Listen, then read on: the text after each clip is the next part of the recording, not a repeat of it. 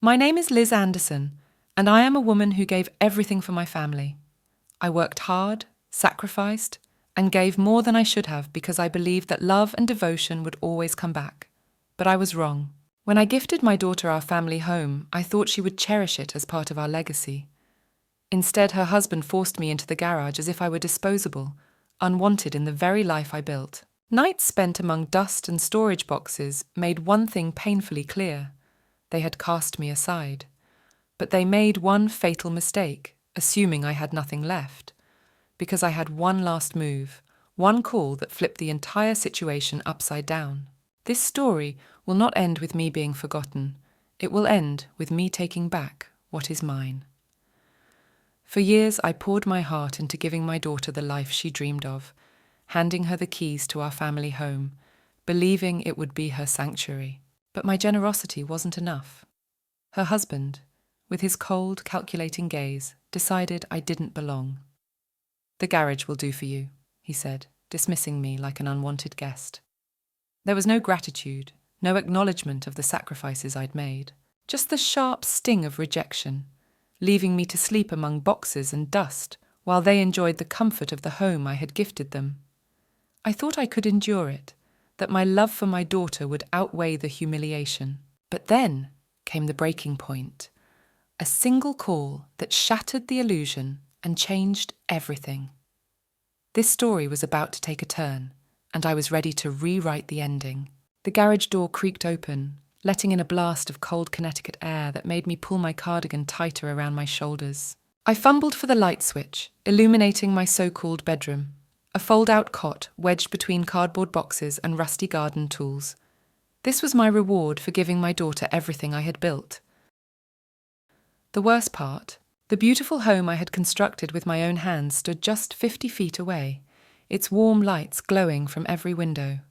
Inside, my son-in-law's laughter drifted through the night, mingling with the clinking of glasses. I was Liz Anderson, 68 years old, and I was sleeping in my own garage while the man who promised to care for my daughter threw yet another dinner party without me. Earlier that day, Jessica had said, "You're welcome to join us, Mom," her eyes avoiding mine. But Andrew thinks it might be awkward since, well, you know how his colleagues are. What I knew was that Andrew Reynolds thought I wasn't good enough for his precious image. What he didn't know was who I really was, or who I was about to call. I never planned to live with my daughter and son-in-law. After Thomas died 5 years ago, I was perfectly content in our family home, a spacious colonial in Maplewood that my late husband and I had built ourselves back when Wilson Construction was just getting off the ground. I designed every inch of that house, from the ornate crown moulding to the hidden reading nook under the stairs. It wasn't just a house. It was the physical embodiment of 40 years of love and hard work. Jessica was our only child. Perhaps we spoiled her, especially Thomas. Whatever our daughter wanted, she got. Dance lessons, private school, European vacations. When she met Andrew Reynolds during her final year of college, I had my reservations. There was something calculated about his charm, something too perfect about the way he spoke about the future. Thomas, ever the optimist, told me I was being overprotective. "He comes from a good family, Liz," Thomas would say. "His father's company is reputable. Jessica could do worse." I didn't argue. What mother wants to admit she doesn't trust her daughter's judgment? Besides, Jessica was radiant around Andrew. He was handsome in that conventional way. Dark hair always neatly combed, tailored suits that screamed old money, and a smile that never quite reached his eyes. But Jessica didn't notice that last part. She saw the man who brought her flowers and promised her the world. When Thomas was diagnosed with aggressive pancreatic cancer, everything changed. The man who had built houses for half the families in Maplewood deteriorated before my eyes. During those final months, all he talked about was making sure Jessica would be taken care of. "Promise me you'll look after our girl," he'd whispered, his once strong hand gripping mine with surprising force. "Make sure she has everything she needs." I promised. How could I not? 3 months after the funeral, Andrew proposed to Jessica. The wedding was elaborate, much more extravagant than Thomas and I had ever envisioned for our daughter. Andrew's parents, Robert and Patricia Reynolds, made it clear from the beginning that they expected a certain standard. Patricia's comments still echo in my mind. "We should really host the reception at the country club," she'd said, eyeing my home with barely concealed disdain. "The Wilson house is charming, but hardly suitable for the guest list." I bit my tongue. This was Jessica's day, not mine. I wanted her to be happy. After the honeymoon, Andrew started dropping hints about their living situation. The newlyweds were staying in a luxury apartment downtown, paid for by Andrew's parents. "Jessica really misses Maplewood," he mentioned during Sunday dinner. "She talks about raising children in the house where she grew up. It would mean so much to her." I should have seen it for what it was. Manipulation. But grief had softened my edges. All I could think about was Thomas's last wish. Make sure Jessica has everything she needs. So I did what any mother might do. I signed over the deed to our family home to Jessica, with the understanding that I would live in the guest suite we had built for my mother years before. The joy on Jessica's face when I handed her the papers made it all worthwhile. Or so I thought. The first few months were pleasant enough. I kept to myself, gave the young couple their space, and found comfort in knowing Jessica was building her life in the home where she'd grown up. I spent my days volunteering at the community centre and meeting my old friend Martha for coffee. Martha had warned me early on. "Liz, you're being too generous," she'd said over steaming mugs at Green Street Cafe. "You should have kept some control over the property." I laughed it off. "Andrew's a financial advisor, Martha. He knows how to manage assets better than I do. Besides, it's Jessica's inheritance. I'm just giving it to her early." What I didn't tell Martha, or anyone, was that the house wasn't my only asset. Thomas and I had built more than just a construction company. We'd invested wisely over decades, diversifying into real estate and other ventures.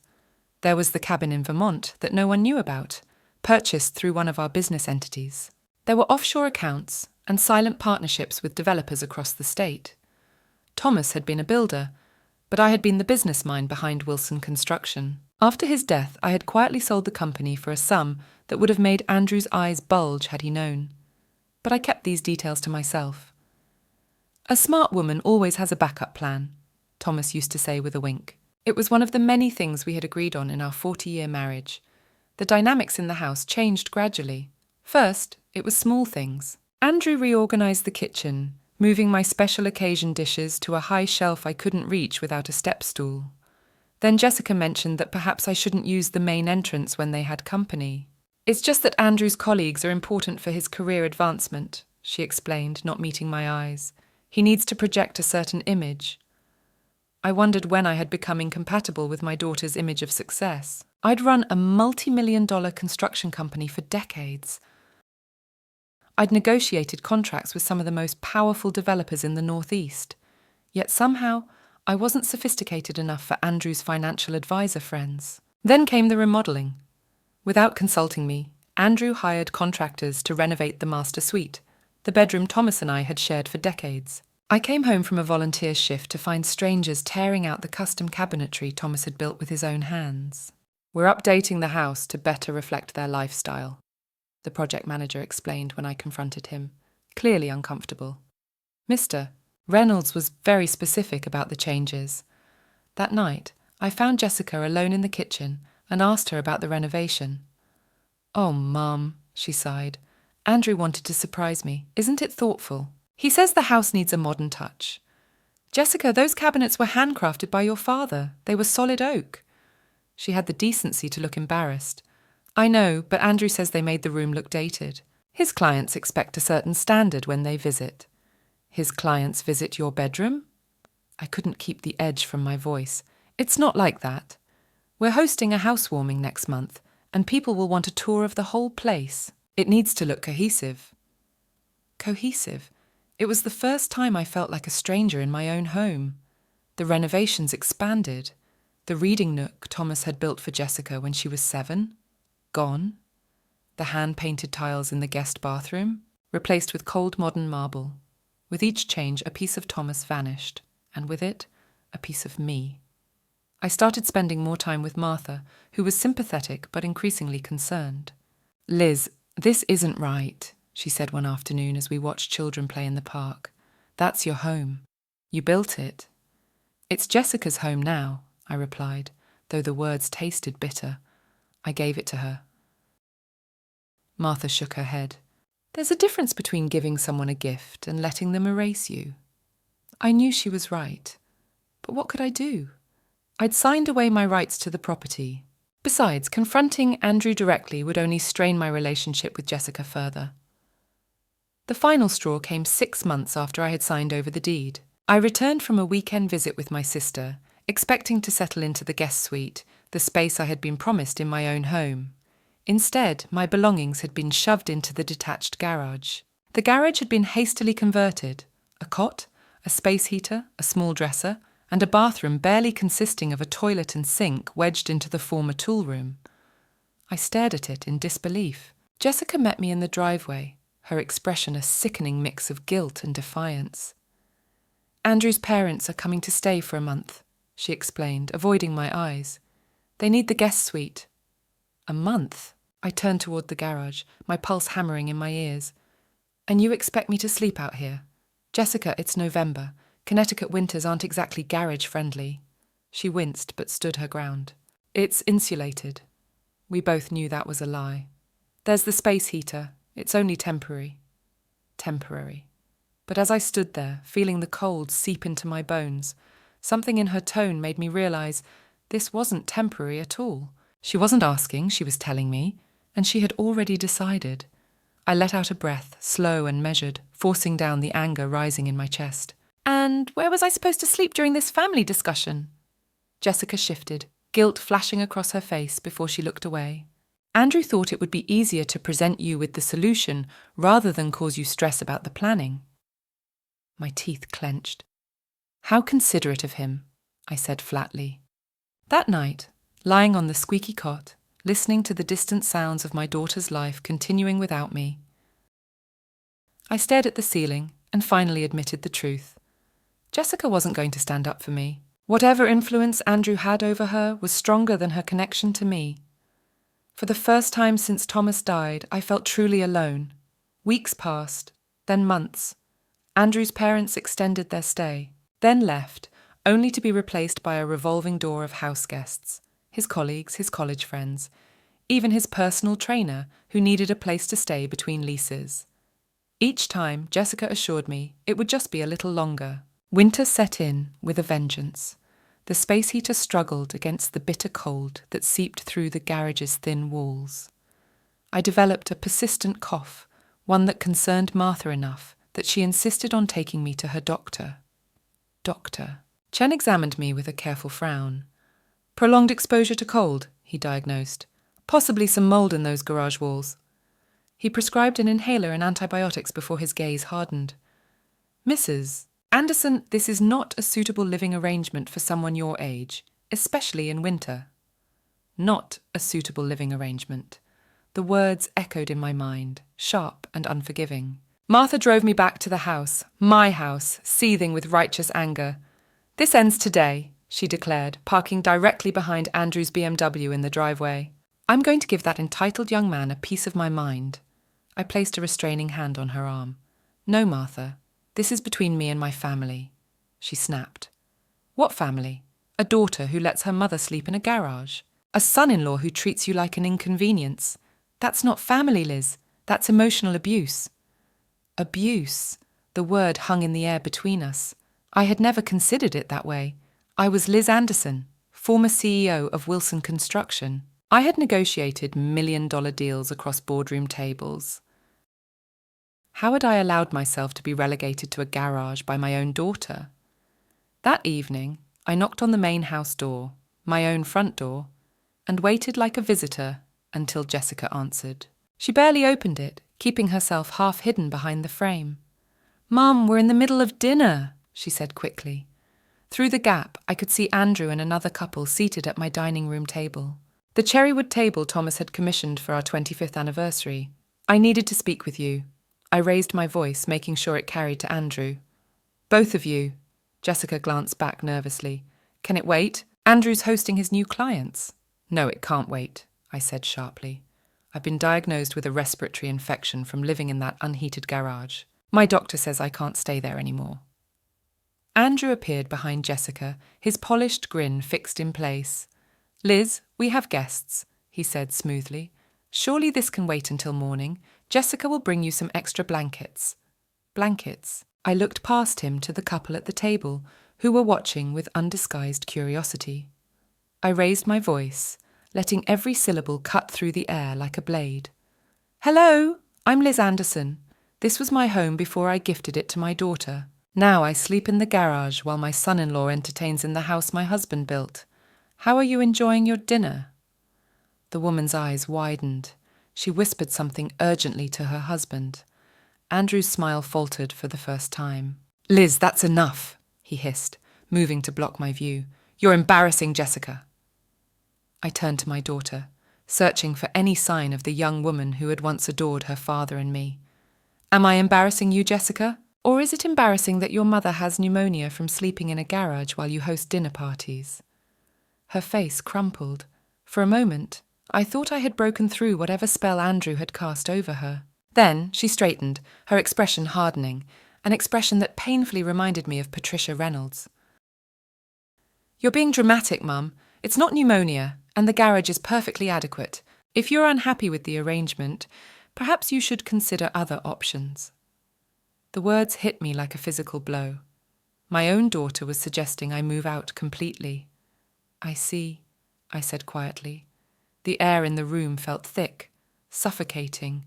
Every laugh, every clink of silverware, every dismissive glance tightened around my throat like a noose. I believe I will consider other options. And just like that, the game had changed. This is about to explode into something unstoppable. Liz isn't backing down anymore. This story is about to take a sharp turn, and it's going to be brutal. I turned and walked back to the garage, my heart breaking with each step. Behind me, I heard Andrew smooth things over with his guests, his voice carrying across the yard, confident and dismissive. My mother-in-law is going through a difficult adjustment period, he explained with practiced ease. You know how it is with the elderly, they struggle with change. I stopped cold, my fingers tightening around my phone. Elderly. I was 68, not some frail, forgetful woman wandering through retirement. I had run a multimillion-dollar company, raised capital, managed teams, built a legacy that provided the very roof over Andrew's ungrateful head. And yet, this arrogant little man thought he could erase me with a smile and a few condescending words. That was his fatal mistake. Inside the garage, I sat on the edge of the cot, breathing through the sharp wave of fury settling in my bones. I had tried to honour Thomas's last wish, giving Jessica everything. But my late husband would have never wanted this.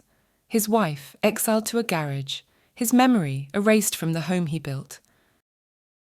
His daughter, transformed into someone who could betray her own mother. I picked up my phone and scrolled to a contact I hadn't called in years. George Thompson, Thomas's business partner, my friend for decades. More importantly, the only other person who knew the truth about Wilson Construction, about our hidden assets, about the wealth Andrew had no idea existed. My finger hovered over his name. If I made this call, there would be no going back. No more quiet acceptance, no more playing the role of the powerless mother. Liz Anderson was done waiting. I pressed the call button. It rang 3 times before his voice filled the receiver, familiar and sharp. Liz Anderson, it's been too long. How are you, my dear? I took a deep, steadying breath. George, I need your help. It's time to execute the contingency plan. There was a pause, then a low chuckle. I was wondering when you'd call. I could hear the amusement in his tone. Thomas had always warned me I would wait too long. What did that son-in-law of yours do? And so I told him everything. By the time I hung up, the path forward was clear. Liz Anderson was done sleeping in garages. It was time to remind everyone exactly who I was, and what happens when you underestimate me. 3 days later, George arrived in Maplewood. I met him at Green Street Cafe, away from Jessica and Andrew's prying eyes. Despite being in his 70s, George Thompson hadn't changed much.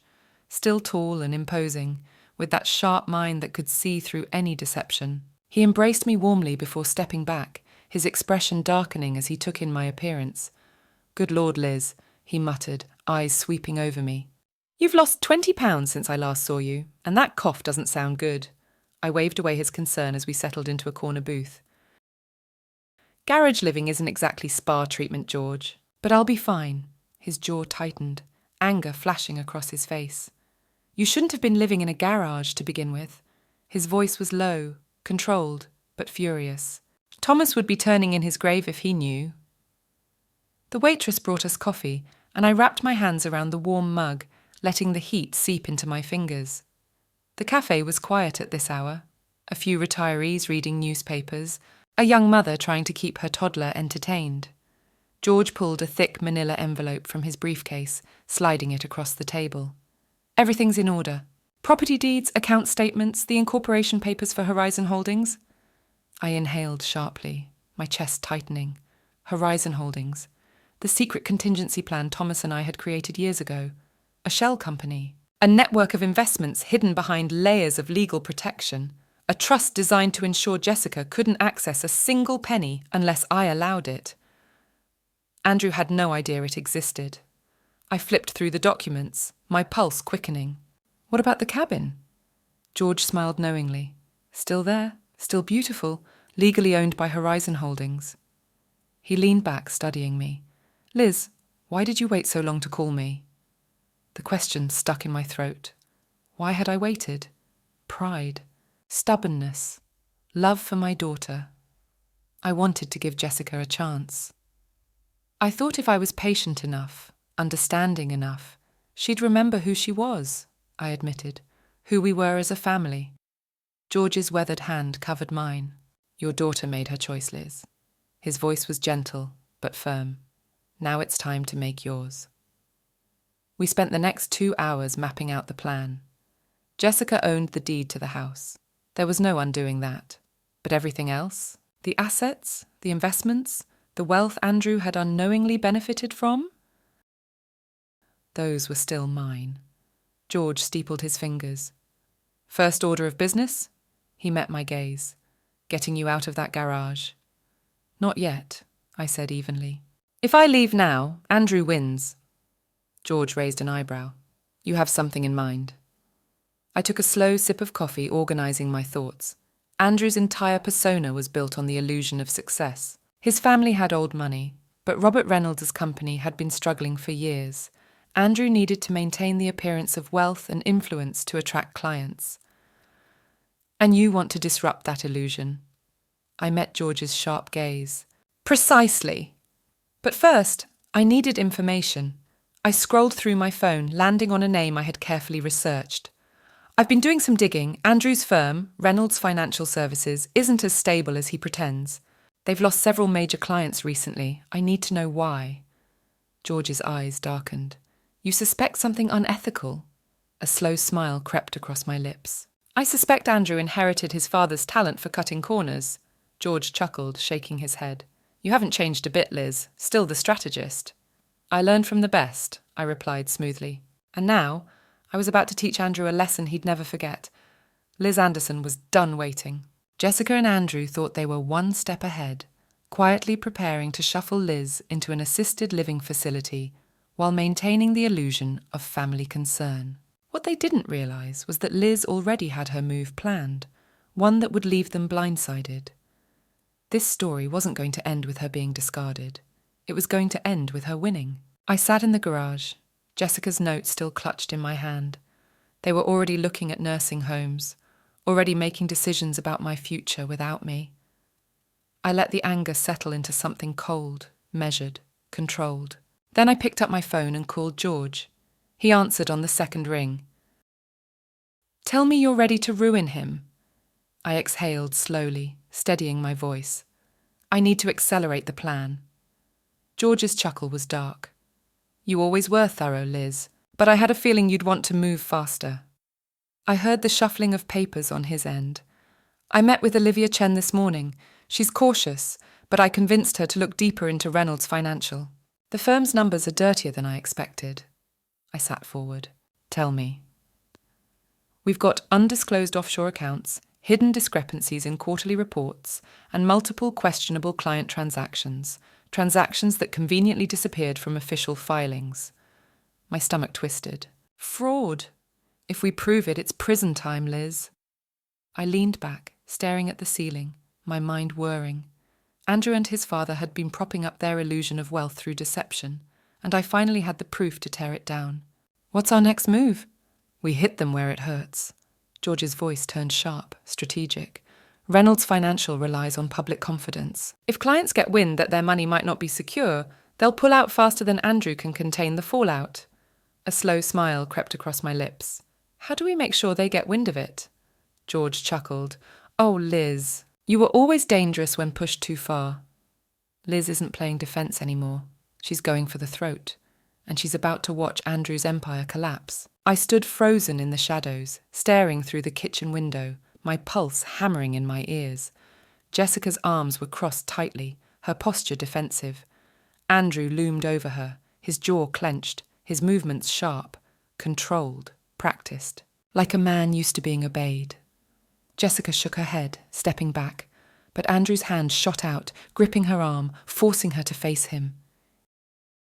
Even from this distance, I saw it, the fear flashing across her face. It was like watching the final piece of a puzzle click into place. Jessica's growing isolation, her careful monitoring of his moods, the hesitation before she spoke. This wasn't just about control. Jessica was afraid of her husband. Something cold and sharp settled in my chest. I had spent weeks treating this like a battle of strategy, planning moves, gathering evidence, outmaneuvering Andrew. But now I knew the truth. This wasn't just about exposing financial fraud. This was about getting my daughter away from a man who could ruin her completely. And Andrew? He had no idea what was coming. The next morning, I brewed coffee in the garage, the steam curling in the frosty air. I had no appetite, but I forced myself to eat, knowing I'd need my strength for what came next. Jessica's note sat on the makeshift table beside me. She and Andrew were already touring assisted living facilities, moving faster than I had expected, which meant I needed to move even faster. I flipped open my laptop and spent the morning digging deeper into Connecticut's financial regulations, focusing on oversight protocols for firms like Reynolds Financial. By noon, I had a solid understanding of where they were vulnerable, where they would be most exposed if they were manipulating client accounts. At 1 o'clock, I met George and Olivia Chen at a quiet cafe in Hartford. Olivia was exactly as her photo had suggested, polished, professional, with a determined glint in her dark eyes. "Mrs. Anderson," she greeted, her handshake firm. "George explained your situation. I'm sorry about your daughter and son-in-law." "Please call me Liz." I settled into the booth. "And thank you for agreeing to meet." Olivia didn't waste time. "I need to be clear." She folded her hands on the table.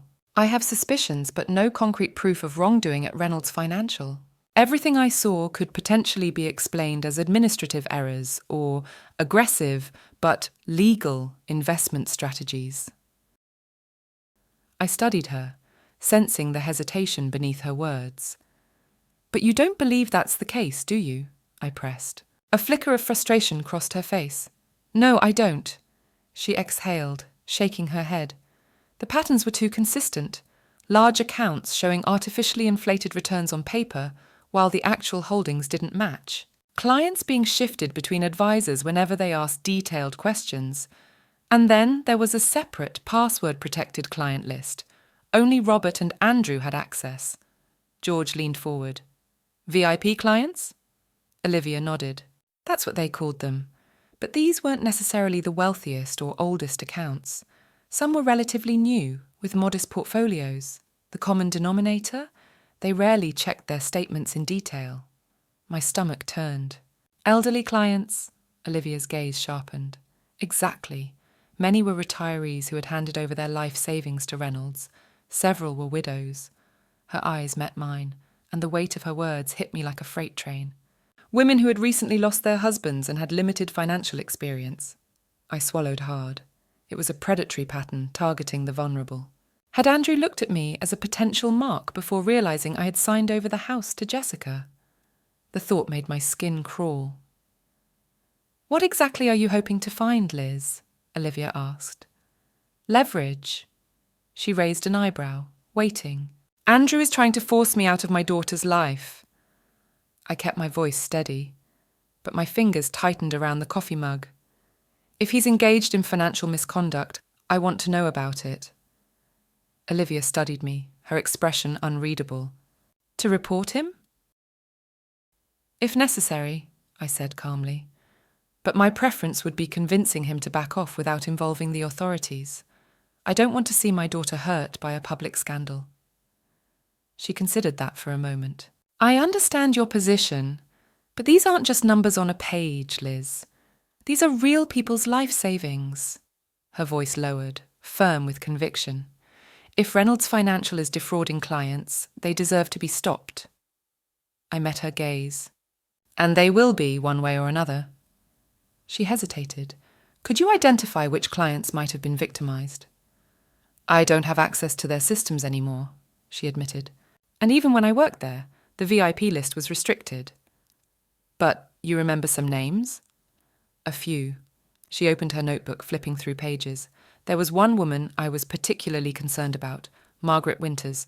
She invested her entire inheritance with Reynolds about 2 years ago, roughly 1 to 2 million. I jotted down the name. Her quarterly statements showed consistent 8 to 10% returns, which is unusually high for the conservative portfolio she requested. But when I accidentally accessed her actual holdings during a system glitch, the numbers didn't add up. I felt a rush of adrenaline. Andrew had spent years crafting an illusion of untouchable success, but illusions fall apart when confronted with cold, hard truth.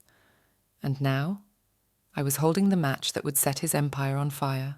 My grip tightened around the soup spoon, the warmth of the ceramic bowl unable to soothe the cold anger pooling in my chest. Jessica's hesitant words were still ringing in my ears. $2 million. Not a minor business loan, not a temporary fix, but a desperate grab for survival, masked behind financial jargon she didn't fully understand. And Andrew was leading her straight into it. I forced my voice to stay neutral, measured, but inside I was seething. Jessica, that house is your safety net. If something goes wrong, you could lose everything. She shook her head quickly, but there it was, the first flicker of hesitation, creeping into her expression. I had to push. It's not like that, Mum. It's temporary. The investments will mature next quarter. I inhaled deeply, keeping my voice calm, steady. Then verify it. She blinked, caught off guard. Excuse me? Verify the investments. I leaned forward, placing my hands flat against the counter. Ask Andrew for statements, portfolio details. Prove to yourself that those investments exist. Jessica glanced toward Andrew's office, her fingers tightening around the dish towel. She didn't respond. That was enough for me. That small moment of hesitation, she wanted to ask, she wanted to check. She just didn't know how to anymore. Andrew had conditioned her to not question him, and that was about to change. The door swung open. Andrew stepped into the kitchen, his gaze landing on me immediately, sharp, assessing. Jessica straightened automatically, a reflex so ingrained it made my stomach turn. Jessica, don't stress your mother with financial details. There it was, the shutdown tactic, the quiet reassertion of control, the tone meant to end the conversation before it even began. I wasn't playing along. I stood, meeting his gaze without blinking. Actually, Andrew, I think Jessica should review the documents. He chuckled, shaking his head. Jessica doesn't need to waste time on that. She knows everything is under control. Jessica was silent, and I knew she wanted to ask. She wanted to see, but Andrew's presence made her second-guess herself. I turned to her, my voice gentle, but firm. Jessica, trust is important, but so is proof. Her gaze flickered, and for the first time I saw something shifting. Andrew noticed it too, Dot. His jaw tightened ever so slightly. He wasn't losing control yet, but he wasn't winning either. And that was dangerous. The room was thick with undercurrents. Jessica stood stiffly, torn between placating Andrew and acknowledging the truth staring her in the face. George had stepped into the battlefield seamlessly, his sharp eyes darting between Jessica and me, assessing, calculating. Andrew? His smile was still in place, but it was strained now, too tight, too rehearsed, like a man suddenly unsure of his footing. I could see the wheels turning in his head. George was a threat, a wild card, an unpredictable force Andrew hadn't accounted for. That uncertainty. I was going to exploit it for everything it was worth. Liz and I have a lot to catch up on, George continued smoothly, pulling out his business card and sliding it across the counter toward me. Maplewood Inn, room 412. Dinner tomorrow, Liz? My treat. Andrew's eyes narrowed ever so slightly. Jessica exhaled, relieved for the distraction. But I didn't move, because I had just spotted it. The moment. The tiny flicker of calculation in Andrew's gaze, the split-second reaction, so brief most people wouldn't have noticed it. But I did, because I had seen it before.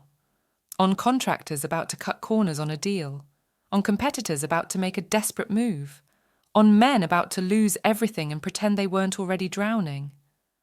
Andrew was panicking. I almost smiled. Almost.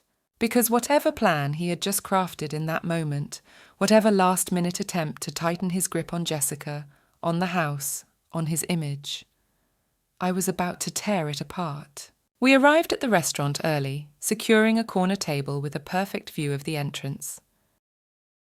George settled into his seat with practiced ease, setting his briefcase beside him like a loaded weapon. "He won't see this coming," he murmured, adjusting his cufflinks. I exhaled slowly, steadying my hands against the polished wood of the table. Andrew had spent years carefully controlling the narrative, ensuring Jessica never questioned, making sure everyone played by his rules. Tonight, that ends. Jessica and Andrew arrived precisely at 7, stepping into the restaurant like a perfectly curated couple. Andrew in his sleek suit, Jessica in a pale blue dress that made her look softer than she truly was. The moment Andrew spotted George's briefcase, I saw it. The tightening of his jaw, the flicker of unease he tried to suppress. He knew something was coming. Jessica smiled at me, hesitant, unsure, but when she slid into the seat beside me, I felt her fingers tremble ever so slightly as they touched the linen napkin. Andrew sat beside her, spine stiff, eyes darting between George and me like a man trying to calculate his escape route before the first blow lands. He won't have time. George leaned back, smiling warmly. "Shall we get started?" Andrew gave his usual charming grin, but I saw through it now. This was a man about to lose everything, and I was about to watch it happen. The courtroom was silent as the judge read the final verdict. "Andrew Reynolds, you have been found guilty of financial fraud, embezzlement, and securities violations. In light of the evidence presented, this court sentences you to 5 years in federal prison." Jessica sat beside me, her hands trembling, but her face expressionless. She had finally seen the truth. Andrew stood motionless, his carefully crafted confidence shattered. Gone was the charm, the calculated assurance, the mask he had worn so well for so many years. The evidence had been overwhelming. Dozens of fraudulent transactions, fabricated investment reports, millions stolen from elderly clients who trusted him. Margaret Winters had testified with quiet dignity, detailing how her entire inheritance had been siphoned away under his deceptive guarantees. Olivia Chen had provided internal documentation, proving Reynolds Financial had been manipulating portfolios for years. And then there was me, the woman he had underestimated, discarded, and tried to erase. I had laid out every financial inconsistency, every questionable move, and with George's help, we had brought down his empire. One document, one testimony, one undeniable fact at a time. Andrew turned toward Jessica, desperation flickering in his eyes. "Jessica, please, you know I only did this for us." She didn't even look at him. She simply stood, took a deep breath, and walked away. I followed, stepping out of the courtroom into the crisp autumn air, knowing that this chapter was finally over. Andrew Reynolds was exactly where he belonged,